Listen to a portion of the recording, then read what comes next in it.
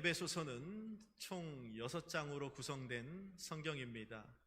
크게 두 파트로 나누어지는데 1장에서 3장 그리고 4장에서 6장 이렇게 두 파트로 나누어집니다. 1장에서 3장은 우리가 그리스도인으로서 반드시 알아야 하는 것, 우리가 그리스도인으로서 우리의 믿음은 무엇인가에 대한 내용이고요. 4장에서 6장까지의 말씀은 그리스도인으로서 우리가 어떻게 살아가야 하는가, 그리스도인의 삶에 대한 내용이 바로 4장에서 6장까지의 말씀입니다. 그런데 중요한 것은 1장에서 3장에서 강조하고 있는 그리스도인들이 알고 있는 믿음과 4장에서 6장까지 말씀하고 있는 그리스도인들의 삶이 결코 분리될 수 있는 것이 아니라 반드시 연결되어져야만 한다라는 것이 바로 이 에베소서가 강조하는 말씀이라는 거예요. 신앙과 삶이 분리될 수 없다. 이게 바로 에베소서의 주제라고 해도 과언이 아닙니다. 교회에서의 모습과 가정에서의 모습이 달라서는 안 된다. 교회 안에서의 그 직분의 모습과 직장에서의 여러분 직책의 모습이 결코 달라서는 안 된다는 겁니다. 분리되는 것이 아니라 반드시 연결되어야 한다는 것이 에베소서가 강조하는 말씀이라는 겁니다. 예배만 잘 드리면 되지, 주일날 교회만 가면 되지, 헌금만 잘하면 되지, 기도만 많이 하면 되지, 그렇지 않다는 거예요. 사도 바울은 에베소를 통하여서 너희에게 바른 믿음이 있다면, 너희가 그런 바른 믿음에 대한 알미 있다면 너희의 그 바른 믿음에 대한 알미 반드시 너희의 신앙의 삶 가운데 연결이 돼야 너희가 바른 믿음이다 라고 사도 바울은 강조하고 있는 거예요. 그래서 에베소서를 시작하는 1장 1절에 보면 이런 말씀이 나옵니다. 자, 에베소서 1장 1절을 한번 같이 읽어볼까요? 시작. 하나님의 뜻으로 말미암아 그리스도 예수의 사도된 바울은 에베소에 있는 성도들과 그리스도 예수 안에 있는 신실한 자들에게 편지하노니. 질문해 볼게요. 여기 나와 있는 에베소에 있는 성도들과 그리스도 예수 안에 있는 신실한 자들은 같은 사람일까요? 다른 사람일까요? 그렇죠. 같은 사람입니다. 에베소서 강해를 제가 여러 번 해서 잘 들으신 분들은 기억하고 있습니다. 같은 사람이라는 거 이렇게 말할 수 있는 거예요. 너희가 두 발을 에베소라는 땅에 두 발을 딛고 살아가고는 있지만 동시에 너희들은 그리스도 예수 안에 있는 신실한 믿음의 자들이다 라고 사도 바울은 강조하고 있는 거예요.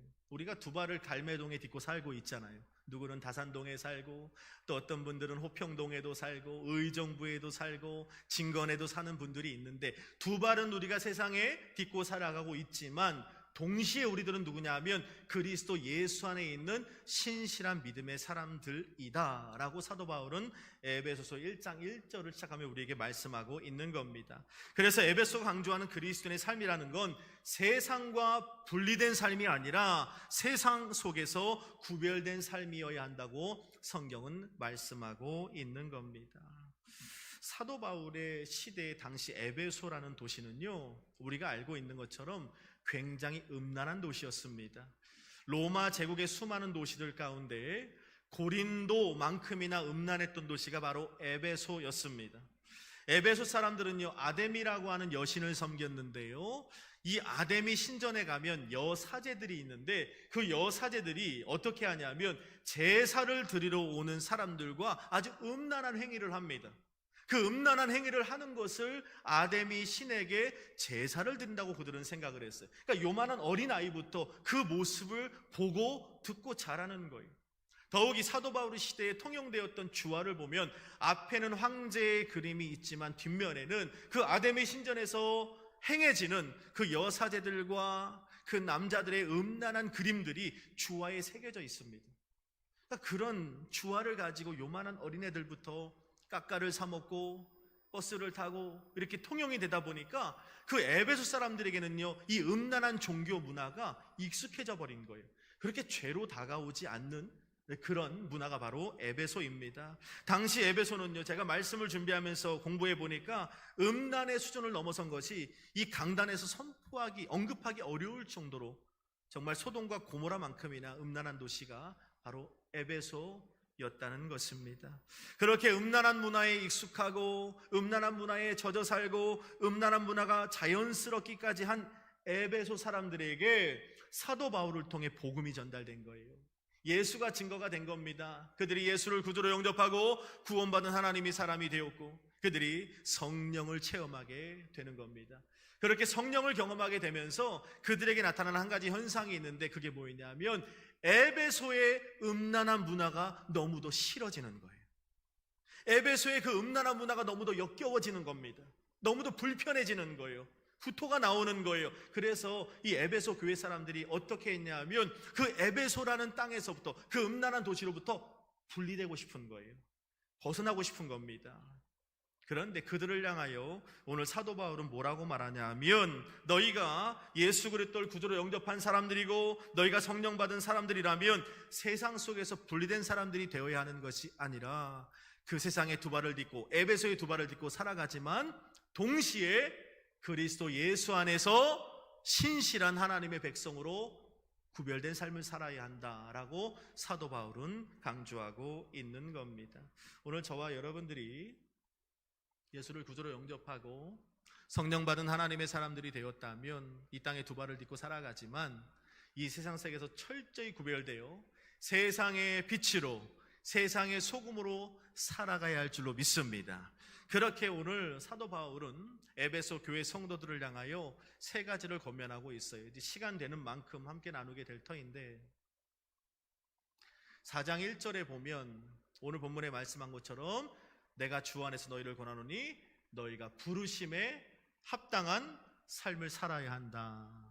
두 번째는 5장 1절에 보니까 너희가 하나님을 본받는 자가 되어야 한다. 세 번째는 6장 11절에 보면 너희가 하나님의 전신갑주를 입은 자들이 되어야 한다. 이 세 가지를 강조하고 있는 겁니다. 자, 시간이 되는 만큼 한번 나누어 보도록 하죠. 첫 번째는 챕터를 열어주세요. 읽어볼까요? 시작. 부르심에 받은 일에 합당하게 살아야 합니다.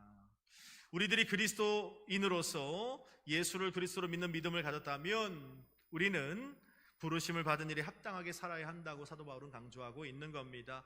에베소 4장 1절을 같이 한번 다시 읽어볼까요? 시작.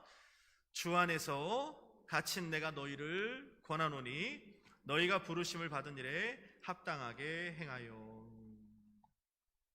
한번 같이 해볼까요? 부르심에 받은 일에 합당하게 살아야 합니다. 부르심을 받은 일에 합당하게 살아야 한다는 거 질문해 볼게요.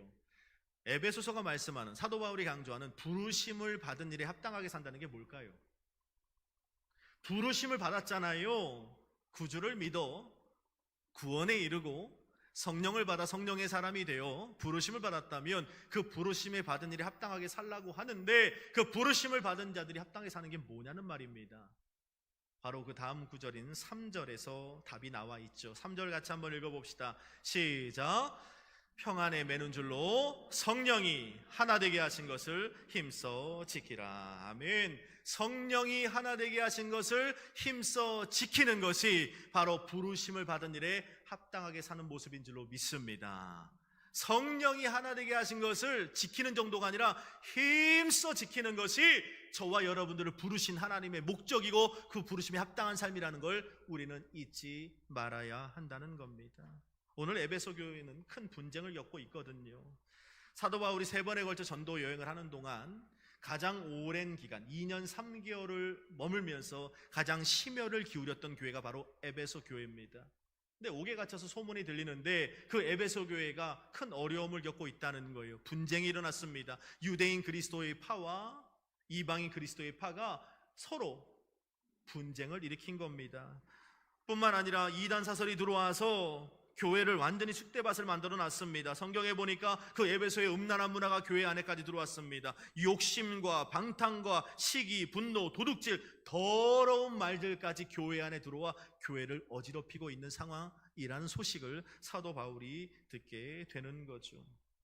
그렇게 교회가 어지러워졌습니다. 그때 사도 바울이 오늘 편지를 통하여 고백하고 말씀하고 있는 거예요. 평안에 매는 줄로 성령이 하나 되게 하신 것을 너희가 힘써 지켜야 한다. 여러분, 교회는요 그리스도의 몸이라고 성경은 말씀하고 있습니다. 저와 여러분들은요 예수께서 우리의 머리가 되시고 우리는 그분의 각 지체가 되는 거예요. 할렐루야. 각 지체가 되어서 온전한 한 몸을 이루게 되는 겁니다. 그래서 마귀의 교회를 향한 공격은 다른 게 아니에요. 끊임없이 그 몸이 하나가 되게 하지 못하도록 하는 겁니다. 끊임없이 흔드는 거예요. 사도 바울이 에베소에 보면 여러 가지 교회 안의 죄에 대해 지적을 합니다. 욕심이라던가 에베소의 음란함을 지적한다던가 아니면 여러 가지 시기와 질투와 거짓과 험담, 이간질들을 다룹니다. 그 죄에 대해서. 그런데 사도 바울이 가장 무겁게 다루는 죄가 있습니다. 그 죄가 바로 뭐냐면 다툼과 분열입니다. 여러분, 다른 교회 안의 죄악들은요 욕심이라던가 어떤 시기라던가 어떤 음란함, 이간질 이런 것들은요 교회를 병들게 해요. 교회를 상하게 합니다. 그런데 교회 안에 다툼과 분열이라는 것은 단순히 교회를 아프게 하고 상하게 하는 정도가 아니라 교회를 죽이죠. 교회의 생명력을 끊어냅니다. 그게 사도 바울이 외치는 부분이에요. 그래서 사도 바울은 교회의 문제들 가운데 여러 가지를 다루지만 사도 바울이 가장 심각하게 다루는 죄가 뭐냐 하면 교회 안의 다툼과 분열입니다. 끊임없이 나누는 건 말입니다. 그래서 이단들이 교회에 들어오면 가장 먼저 하는 일이 뭐예요? 교회를 분열시키는 일이잖아요. 끊임없이. 그들은 몰라요. 왜 그들이 그런 일을 하는지. 그게 진리라고 생각을 하죠. 그러나 사단은요 정확히 알고 있는 겁니다. 성령이 하나 되게 하신 것을 분열시키는 일 말입니다. 그래서 사도 바울은 오늘 에베소 교회를 향하여 성령이 하나 되게 하신 것을 힘써 지켜야 한다고 권면하고 있는 거예요. 성령이 하나 되게 하신 것을 힘써 지키는 게 부르심의 소명을 감당하는 일이다. 여러분, 비단 이것은 교회만을 이야기하는 게 아닙니다. 여러분 가정도 마찬가지. 성령이 하나 되게 하신 가정, 성령이 하나 되게 하신 여러분들의 일터, 성령이 하나 되게 하신 모든 여러분들의 공동체를 우리는 어떻게 되느냐? 부르심의 소명을 가지고 힘써 지켜야 될 줄로 믿습니다. 힘써 지켜야 돼요. 자, 그렇다면 성령이 하나 되게 하신 교회, 성령이 하나 되게 하신 우리 가정, 우리 부부관계, 부모와 자녀의 관계들을 우리가 지켜나가기 위해서 어떻게 되냐? 2절에 그 해답이 나왔습니다. 자, 이제부터 본격적으로 나갈 거예요. 2절을 한번 같이 읽어볼까요? 시작. 모든 겸손과 온유로 하고 서로 용납하고. 겸손과 온유와 오래 참음과 사랑과 용납이 있으면 그 공동체는 하나가 될 수 있다고 말하는 거예요. 같이 한번 해볼까요? 겸손과 온유와 오래 참음과 사랑과 용납. 할렐루야. 이 5가지는 암송하십시오. 이 5가지가 있으면 교회는 하나 됩니다. 이 5가지가 있으면 가정이 하나 되고 부부가 하나 되는 거예요. 이 5가지가 존재하면 그 공동체가 하나를 이룰 수 있다는 거예요. 역으로 말하면 이 5가지가 없는 교회는 흩어지는 거예요. 그런 가정이 분열이 일어나는 거고 그런 일터와 공동체가 와해가 된다고 해도 과언이 아니라는 겁니다. 그래서 오늘 시간이 되는 데까지 한번 해볼 텐데 첫 번째는 바로 겸손이 필요하다는 거예요. 우리 옆에 분에게 이렇게 인사합시다. 우리 겸손합시다. 겸손합시다. 여러분, 겸손은 미덕이죠. 교회뿐만이 아니라 세상에서도 겸손합시다 하면 미덕으로 생각합니다. 그러나 사도 바울의 시대의 겸손은 결코 미덕이 아니었습니다. 상대방을 높이고 나를 낮추는 그 겸손은 미덕이 아니라 악덕으로 생각했던 때가 바로 사도 바울의 시대였습니다. 왜냐하면 이 겸손이라는 단어, 낮추라는 단어는요 결코 평범하게 상대방과 이렇게 일반적으로 사용하는 단어가 아니었습니다. 겸손하십시오, 스스로 낮추십시오라는 말은 누구에게 쓰는 단어였냐면 종에게 사용하는 단어였습니다. 몸종들에게, 노예에게 낮춰라, 겸손해야 돼, 더욱더 고개를 숙여야 돼 라고 말할 때 사용하는 단어가 사도 바울 시대에는 겸손이었다는 것입니다. 그래서 당시에 사도 바울 시대 당시에 누군가에게 겸손하라고 말하면 그것은 겸손해야겠구나라고 듣는 게 아니라 이건 싸우자는 말입니다. 아니, 나를 종으로 하나? 내가 노예야? 내가 네 몸종이냐? 겸손하라고 하게? 사도 바울의 시대의 당시에는요 겸손한 것이 아니라 자신에게 주어진 실력과 능력과 재능으로 나를 증명하는 것을 미덕으로 여기는 때입니다. 그런데 사도 바울은 그런 문화가 있는 에베소 그 문화 속에서 에베소 교회 성도들을 향하여 뭐라고 말하냐면 겸손하라 이렇게 말씀하고 있는 거예요. 종의 모습을 하라, 노예의 모습을 하라, 겸손해라. 왜? 성령이 하나 되게 하신 이 에베소 교회를 하나로 연합시키기 위해선, 힘써 지키기 위해선 우리 스스로가 겸손해야 된다라고 말하고 있는 것입니다. 여러분, 겸손하면 하나가 됩니다. 교회가 겸손하면 하나가 되고요, 가정이 겸손하면 하나가 되는 거예요. 사실 문제는 뭐냐 하면 공동체가 무너지고 가정이 깨지고 하나 된 교회가 나누어지는 그 문제는 다른 것이 아니라 바로 서로가 겸손하지 않기 때문이라는 거예요. 예수님이 잡히시기 전날 밤 한 집에 머무시죠. 여러분 잘 아는 내용입니다. 제자들이 그 집에 들어가는데 유대 어떤 그 관습에 보면 손님이 집에 찾아오면 종들이 얼른 뛰어나가 그 사람의 발을 씻겨주게 되어 있습니다. 만약에 종이 없으면 어떻게 하냐면 먼저 들어간 사람이 그 다음 들어온 사람의 발을 씻겨주는 것이 유대의 관습입니다. 그런데 예수님과 더불어 많은 제자들이 한 집에 들어갔는데 어떤 일이 벌어지냐면 제자들이 서로의 발을 씻겨주지 않는 거예요. 눈치만 보고 있는 겁니다. 서로의 종이 되고 싶지 않은 거예요. 내가 그래도 수제자 베드로인데 내가 저런 제자들 앞에 무릎을 꿇을 수가 없지. 아니 내가 그래도 수제적으로 요한과 야고보인데 내가 어떻게 무릎을 꿇어? 저 제자가 와서 먼저 무릎을 꿇고 내 발을 씻겨야지. 그렇게 눈치만 보고 있는 상황이었다는 겁니다. 근데 그때 누가 예수께서 수건을 허리에 동이시고 제자들 앞에 무릎을 꿇으시는 거예요. 그리고 종의 모습을 보이시는 겁니다. 발을 다 닦아주시는 거예요. 제자들이 서로 눈치만 볼 뿐 서로의 발을 씻겨주려고 하지 않는 그 모습을 주님은 안타까워하시며 제자들의 앞에 무릎을 굽히시고 낮은 자리에 서서 그들의 발을 씻겨주시는 이 장면이 제자들에게 시사하는 바가 컸던 거죠. 제자들이요, 예수님이 내일이면 십자가에 달려 몸짓고 피 흘려 죽으셔야 되는 거거든요. 하루밖에 시간이 남지 않은데 그 마지막 순간까지도 예수님의 가장 최측근인 제자들까지도 하나가 되지 못했어요. 왜 그랬을까요? 겸손하지 않아서 그런 거예요. 아니 네가 내 앞에 무릎을 꿇어야지. 여러분 왜 하나 되지 못하는 겁니까? 내가 먼저 무릎 꿇으면 하나가 되는데 상대방을 내 앞에 무릎 꿇히려고 하니까 하나가 안 되는 거예요.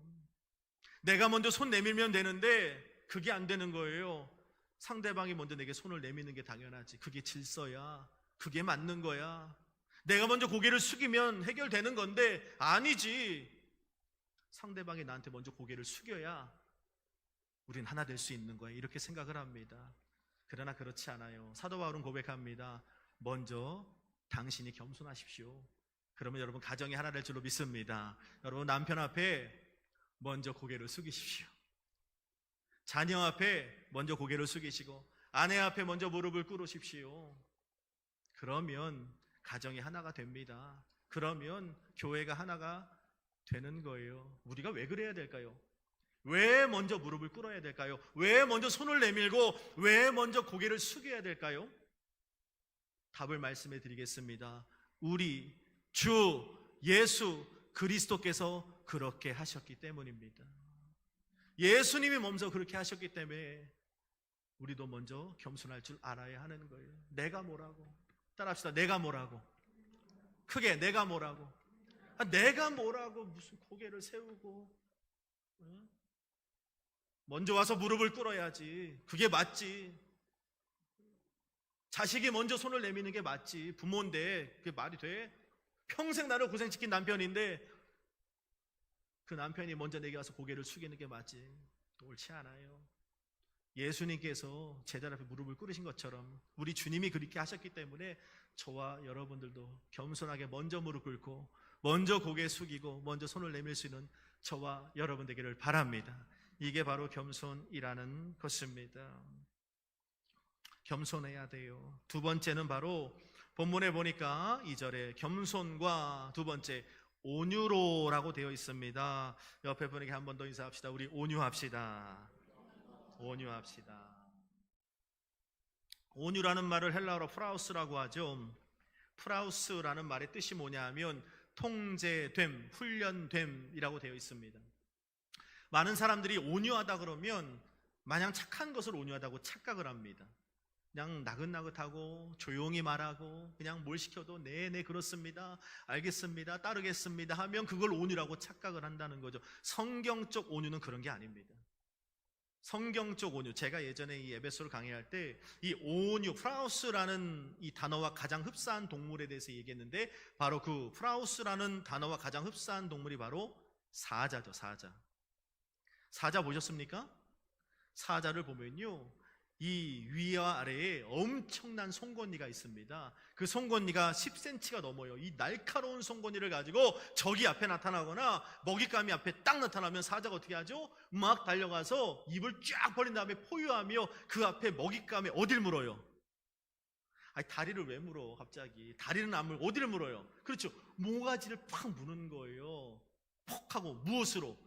10cm가 넘는 그 무시무시한 날카로운 송곳니를 가지고 그 먹잇감, 그 원수의 목덜미를 빡 물어버립니다. 깊이 박히는 거예요. 그래서 5분 안에 어떻게 돼요? 숨통을 끊어놓죠. 무서운 거예요. 그런데 잊지 마세요. 그 사자가 그 무시무시한 날카로운 송곳니를 가지고 누구 목을 물어요? 자신의 새끼의 목을 물잖아요. 새끼의 목을 물어요. 옮겨야 되니까. 그런데 놀라운 건 그 새끼의 목을 무는데 흉터 하나 나질 않아요. 스크래치 하나 나질 않아요. 아픔도 주지 않아요. 정말 그 날카로운 송곳니를 가지고 새끼를 물어서 이렇게 옮기는 거죠. 잊지 마세요. 이게 바로 성경에서 말씀하는 온유입니다. 온유는 힘이 없는 게 아니에요. 온유는 그냥 순수하고 수수하고 무조건 알겠습니다, 이게 온유가 아니란 말입니다. 온유는요, 힘이 있어요.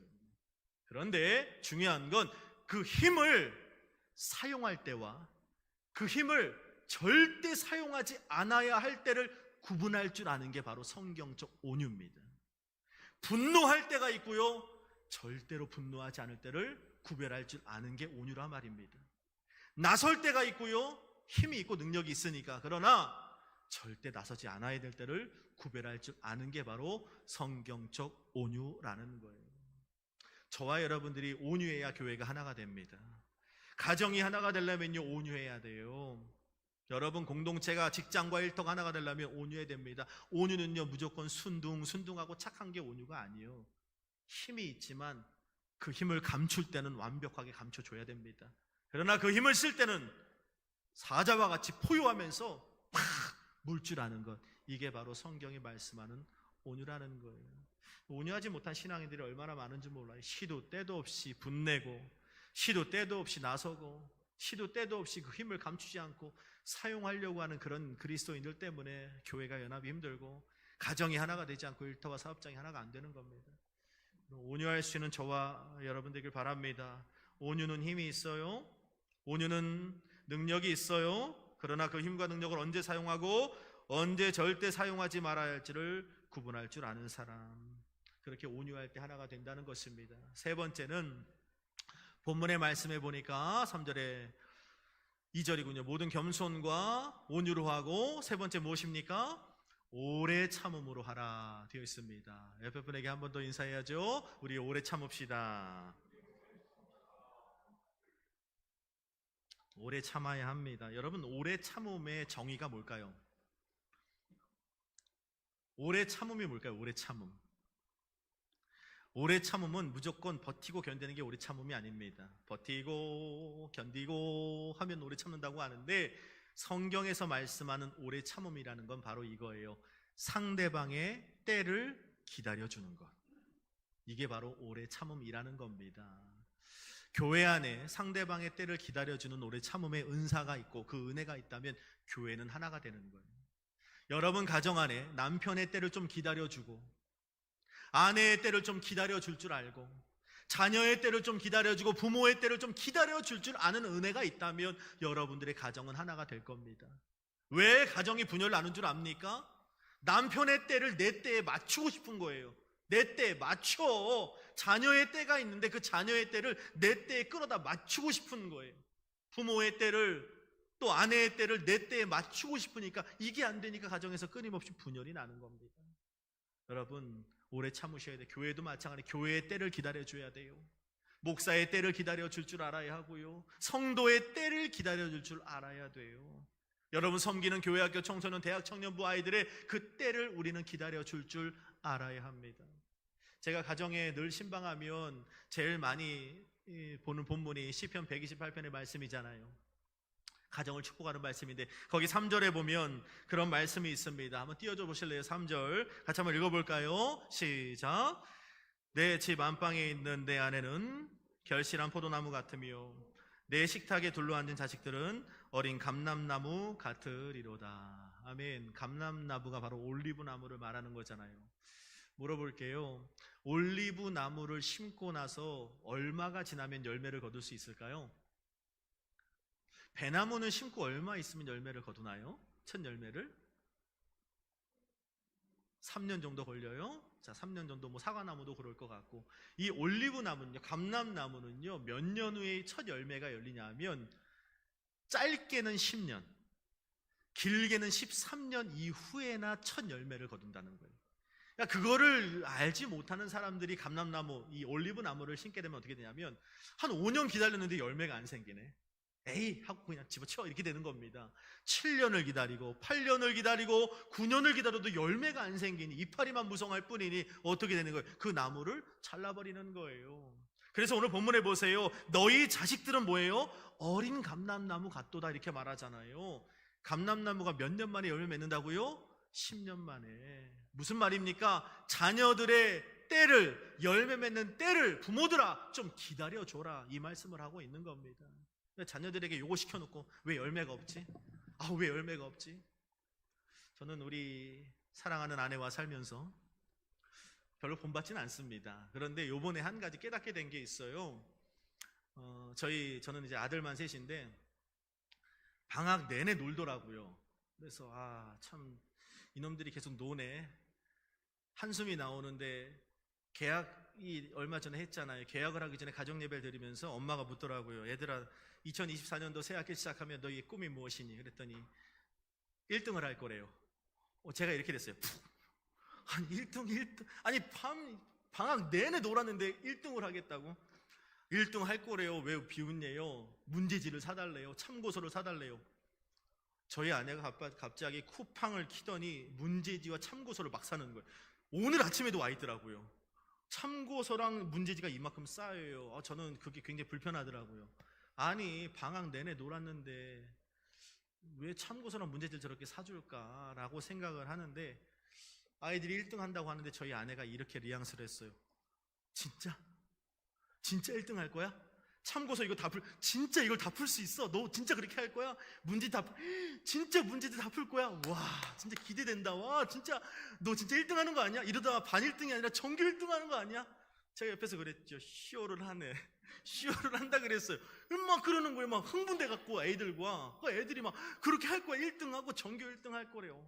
계속 마음속에 너 방학 내내 2달 내내 놀았잖아. 먹고 자고 놀고 내가 그거 봤는데 저 참고서 그냥 재활용으로 갈 것만 갖고 막 마음이 불편한 거죠.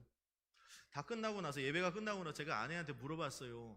아니 그 참고서가 1, 2만 원짜리도 아니고 그렇게 많이 사주고 그러면 어떡해. 방학 내내 놀더라.